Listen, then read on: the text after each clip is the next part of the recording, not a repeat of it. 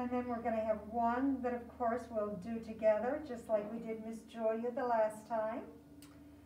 And we're just going all over today, traveling through our books. We are. And today I'm going to start, and we're going to start down in Savannah, Georgia. You been there? One of my favorite places. I've been there so many times. And the book you're going to talk about today, I've been on the tours, and it's a wonderful book. I really enjoyed this book, Midnight in the Garden of Good and Evil, by John, how do you think John says his last name? Berendt.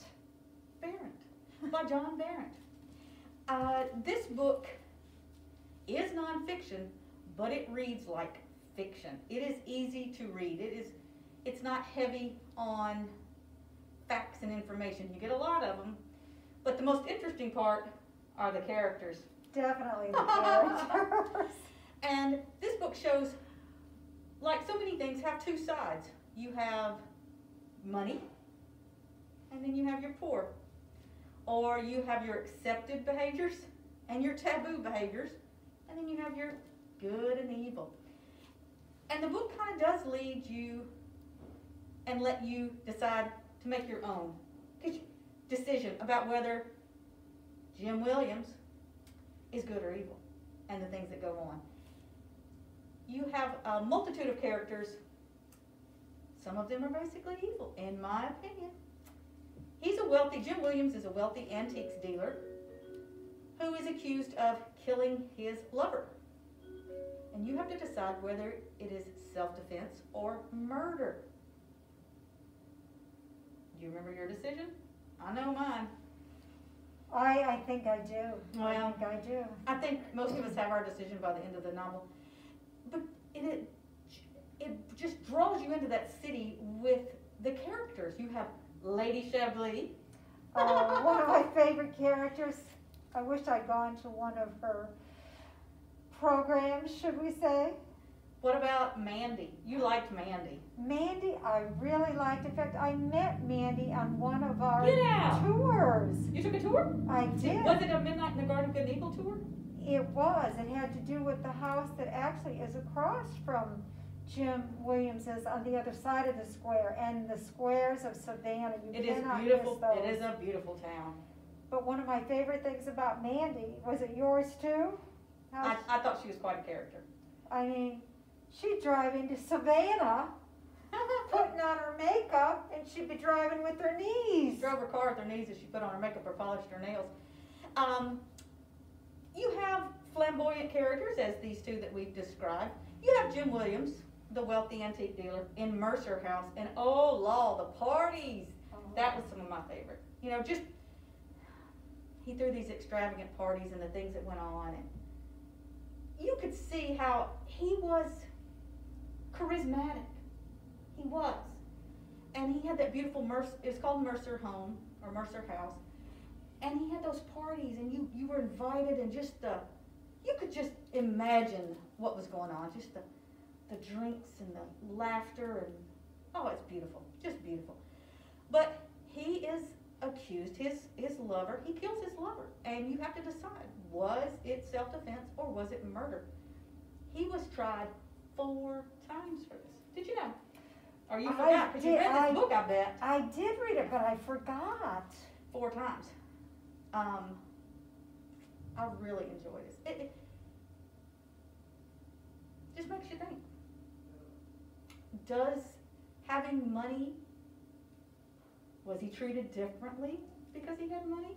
Mm-hmm. And his lover didn't and was a plaything, maybe? I don't know. You decide. But the characters are worth the read itself. So, interesting book, wonderful characters, non-fiction, but it reads like fiction. You have anything? I can't believe you toured. That's awesome. Oh, I mean, several times in Savannah, and you just have got to read the book, and then when we can't really travel again, go to Savannah, enjoy the squares, the beautiful homes, and just sort of walk where the various characters walked. But do it not in the summertime unless you're ready to sweat about a gallon, because it gets hot there in Savannah. Oh, and did you know what the title comes from? Oh, you reminded me earlier today. Good and evil. Was this, would you say that was voodoo, like a voodoo legend, or where this saying came from, that the 1 hour before midnight is for doing good, and 1 hour after midnight is for doing evil? And I think some of the voodoo took place in Bonaventure Cemetery, and you don't want to miss Bonaventure Cemetery. No, there's so many places to tour. Did your mom ever tell you nothing good happens after midnight? That's probably where that came from, didn't it? No, you know, she never did, and that's why we were down there so much. My mother and father retired there. 20 years they were there, so we were there many times. And if you go once, you will go back many times. You don't have to have somebody there to bring you back. Is it a walkable city, would you say? One of the most walkable, I thought so too, yeah. I thought so too. And like Kiki says, you get out around the square, and is this in the cemetery? It is. This is the bird feeder. I think it's probably one of the most visited places there now. I think that is in the cemetery. In fact, they had to remove her from the cemetery. And now I believe she's in one of the Savannah museums. Oh, okay. Because there were so many people walking up, touching, and that. Yeah. The only thing I do regret is they have the various statues in different sizes. I wish I'd bought one. Well, we can go back soon, hopefully. Okay, that's my recommendation for today. In the South, good book. I am having trouble keeping my mask up today, Kiki, and we really need to. Everybody needs to do it. You're Kiki. Did I call you Kiki? Oh my gosh. Fifi. Where are we going? Oh. Europe. Where are you going at? We are going to Acapulco. Oh, we're going to even farther south. Where is it? I don't have my glasses on. Down here? There it is. Yeah. Going down here. Okay. Yes. And I'm not going to spend a lot of time because this book has received so much hype. American Dirt, Janine Cummins. We take American dirt, American soil for granted. This book starts where the cartel has murdered a family during a celebratory holiday. They're celebrating one of their nieces' coming of age, and they're all gunned down by the cartel except for Lydia and her son Luca, who happened to be in the house at the time, and so they're able to hide. But then they can't remain in Acapulco. They have to go to El Norte, the north. And the travel from Acapulco till they are finally able to cross the border into the United States. I had to put the book down several times. I just had to stop because the things that happen to them are so terrible. Intense. Are you telling me this is intense? It's an intense book. A very intense book. But the hype has been, yes, you should read it. No, don't bother with it. I'm telling you, you should read it. It will give you an entirely different picture of the migrants from Mexico and how they long to come to the United States. So, read it. Read it. Kiki is recommending it. Did you read it, Fifi? No, but I feel I'll be trying to. It has received a lot of attention, and so what you're saying is these people risk everything to get onto American dirt. Because if they Is that what don't- the title means? Yes. Okay. Yes, because the cartel was not only after Lydia's husband, Sebastian, who wrote an article about the cartel. They were going to wipe out the whole family, and they were determined to get Lydia and the 8-year-old son, Luca. And I'm not going to tell you how it ends because that would take away so much. But these people are running for their lives. And there is a... Hey, and that's another struggle of good and evil, isn't it? There you go. Oh, It man, is. we tied that one in. Ooh, did you like that segue? All right, let's leave the warm climb of Acapulco and head head. Where's your book? China, Beijing. So theoretically, if we were here, we would go over here. It would be closer if we went, that would This be way. west. But due to our map's limitations, we're gonna have to fly this way. And there we are, right? Oh, am I? Yeah, Here we go. yeah, I was There we go. surprised. And the book that is set in China is called The Last Chinese Chef. It's by Nicole Moniz. And it is one of the most beautiful books I have ever read. I strongly recommend this because you are going to see the blend of Chinese history and how the family ties, friendship, and love all come together in this book. Does it come with recipes? You know what? It doesn't, but I'll skip this one. I'm not sure we would be able to do these recipes. Are they all like, this is the authentic? Yes, this Okay. is authentic. And what happens is,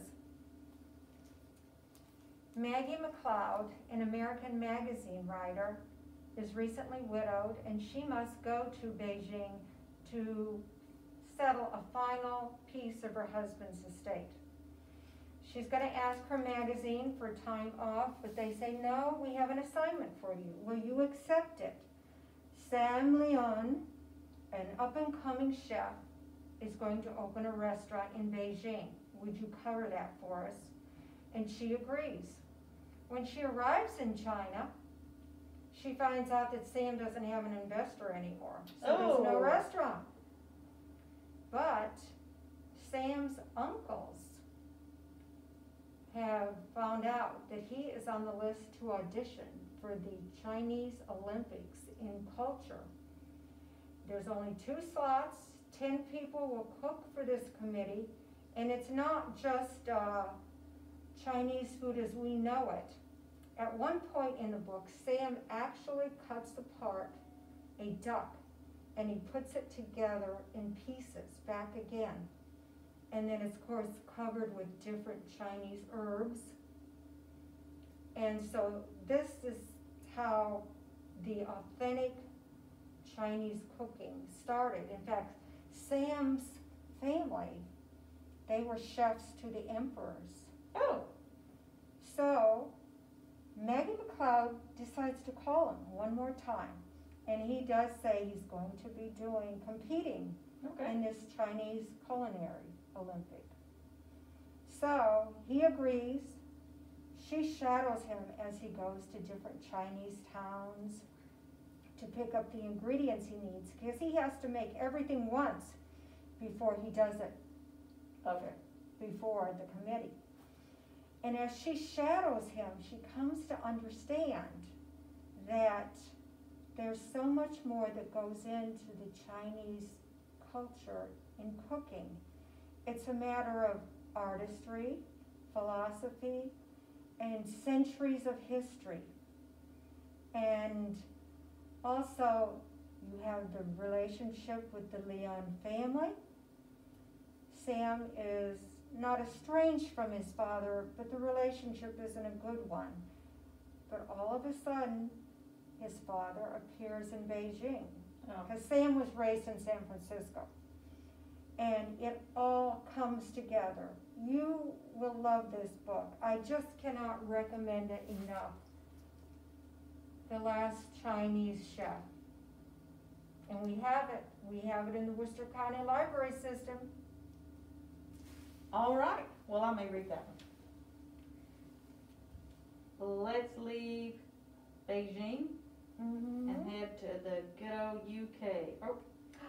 And we always seem to go to London somehow in our travels. Yes. And it's a series in England. Yes. I got my way this time. A Lady's Guide to Etiquette and Murder by Diane Freeman. This is the first book in this series. And I've got the second book. I have read both of them now, and somebody else has the third one out, so I'm waiting to get that one. Well, this one is definitely, of the ones that we've shown today, this is definitely the more lighter of the books that we've shown today. But it is light, but it's fun. That's a good one. I do. I think of it as being fun. The more I got into it. Yes. It was hard for me though, because I don't think I could have lived during that time, because the main character, her husband is Francis, her husband dies. We do Again, see, it's just like Miss Julia all I over know, again. here we are again. Yeah, and guess what? He dies in another woman's bed. So they have to join forces to, because it would be such a big scandal, even though I think it was very well known.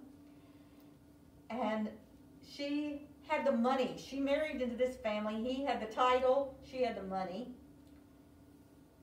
And there are just so many rules. That's my problem with the Victorian. Because once he's deceased, she becomes known as what, like the elder, not. Yeah, she's no longer really in line, but she is the Countess of Harley, Yes. and there are certain rules that have to be taken into consideration. And she can't manage her own money because she's a woman, obviously, at this time, and that's not allowed. So her brother-in-law, her husband's brother, wants her to stay because they're using her money to continue to keep the home. I can't imagine what it must be like for some of those homes. It's fallen apart. And he wants to use her money to further the renovations on the home. Well, she's tired of it. She wants out, so she goes to town. She goes to London. And that's where her adventures begin. And life on her own with her daughter. But the rules, it's like her sister comes over from America for the season, which is like when you go to all the parties and the balls and you're introduced into society and you get your suitors and, you know. She can't walk up the stairs by herself with a young man without an escort. Escort this, escort that. So Aunt Hetty has to walk up the stairs with the young girl and her male friend. I mean, for Pete's sake. But Aunt Hetty is one She's of a my pistol. favorite characters Aunt because Hetty's pistol. here we are.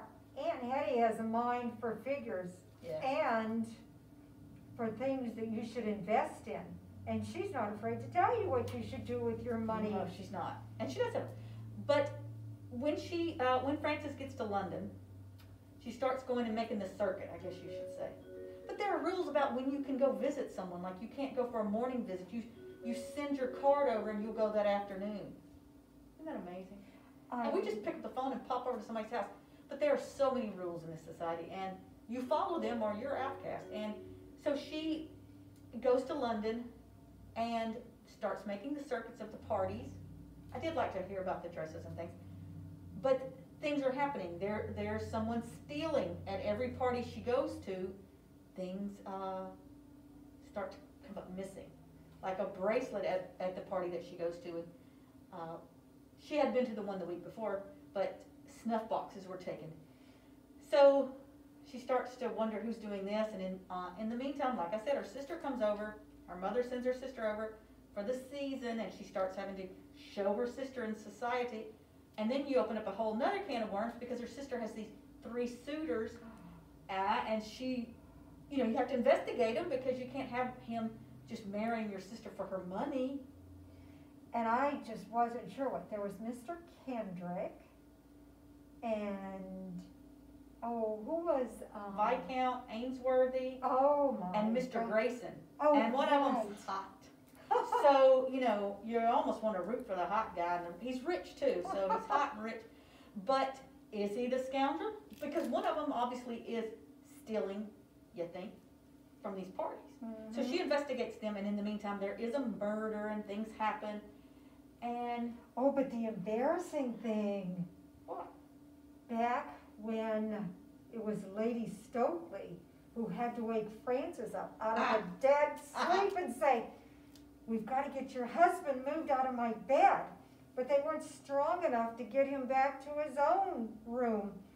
So they thought about, well, who is the most upright person at this house party, which was being held at Frances and Reggie's house? And they came up with George Hazelton. And George Hazelton helped them move the body. Well, lo and behold, He's her neighbor when she gets to London. So, you know, just things like that. To have to move the body back to your bed before you call someone to be pronounced dead. It's like, the rules, those things makes you glad you live in this time and age, I tell you that. It is an interesting and fun, lighthearted read. And it was popular. They've made 2, 3 more. Yes, because that one is A Lady's Guide to Etiquette and Murder. And this is A Lady's Guide to Gossip and Murder. And when you have read a heavy book and you're looking for something light, this is what you want. Yeah, and it does keep you guessing. It's interesting enough to keep you guessing who is, you know, because you're rooting for a couple of people. And I sure didn't want it to be Hazelton, the next door neighbor, George. Because I kind of wanted him to be Francis's beau. But, you just don't know. Interesting. Yes, because Francis and George worked together to try to solve the crime which occurred in Francis's garden. In fact, she can walk across the back garden and go to George's house that way so that no one sees it, because that would be very improper right there. Yes. I just don't think I would have made it during that time.